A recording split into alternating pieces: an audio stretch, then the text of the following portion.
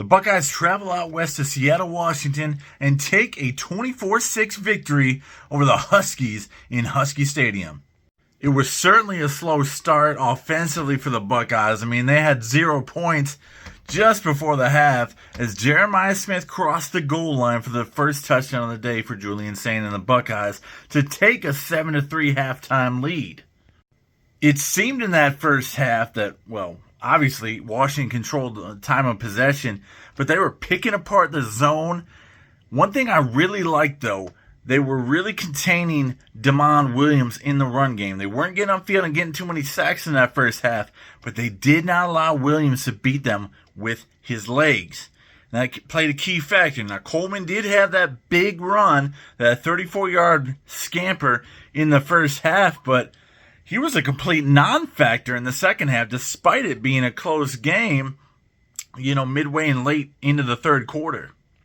I was really impressed how they schemed to take Coleman out of the game completely in the second half. I mean, at one point I saw in the first half he had 11 carries for 65 yards. I said, boy, if they keep running, man, if we don't have an adjustment coming out of this break, they're going to keep pounding it down our throats, and this is going to be a tight game late into the fourth. But the Buckeyes really made it into what was, it was a sleeper of a game. Julian Sain, they seemed to baby him kind of in the first half. And really, even in stages in the second half, there wasn't, through the first three quarters, there wasn't a single Sain pass of more than 10 yards down the field. It seemed like it was a very conservative game plan from Day and Hartline, but certainly not one that's going to entertain the Buckeye fans. We're used to high-flying offense and rushing up and down the field, but Bo Jackson had a nice game. Donaldson had the late touchdown as well, so that was fun. But my goodness, man, this game really started out in the sense of the Buckeyes getting turned away in another red zone situation, looking like, are we in a battle? And then we stuffed them, punted it to us, and Ennis made the fumble. We allowed that crowd to stay in the game, and Husky Stadium is a rowdy environment, but the Buckeyes got it going through the air a little bit in the second half. I think Sain finished with just under, or perhaps just over 200 yards passing for the contest. But I think one of the key factors of this game is Washington did not convert a single third down. They went over for the entire game.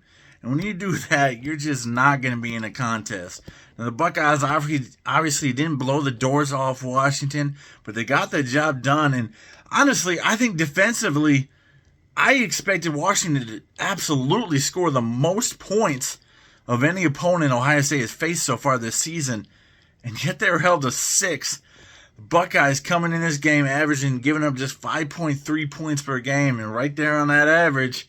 This defense is elite. They were bending in that first half, but they never broke, not allowing a single touchdown to this potent Washington Husky offense. Williams' completion percentage was high, and he was absolutely ripping apart the zone. I was calling for some more man-to-man, but what am I to know when they only score 6 points?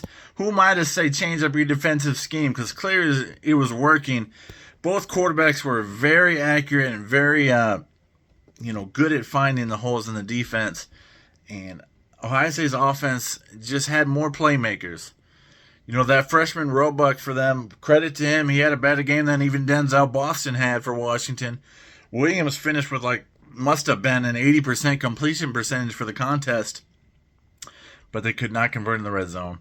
They couldn't get those points. That fake field goal, what a big turnaround. Chance to go up, 6-0. No, Ohio State went down and scored a touchdown anyway, so they still would have trailed at half.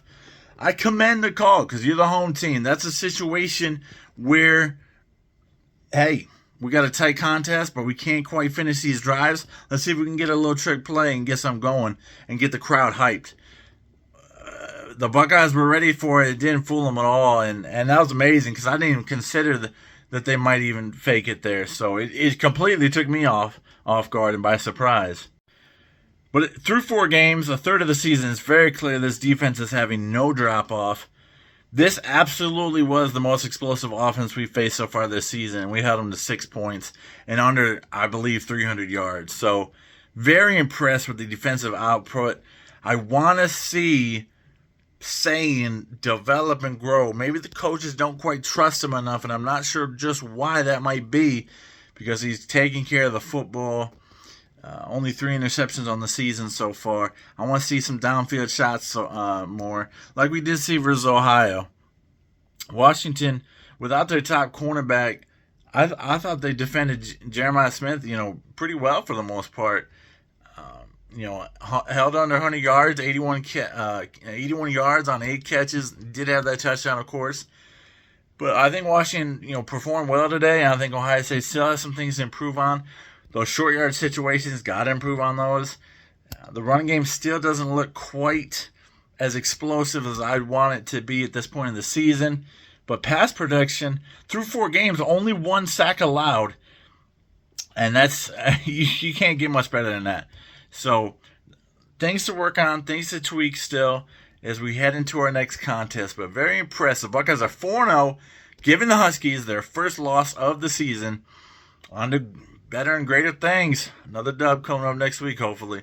Go Bucks and God bless. Rob and I will break it down in more detail tomorrow evening here on Buckeyes Paddle Cry. We'll see you then.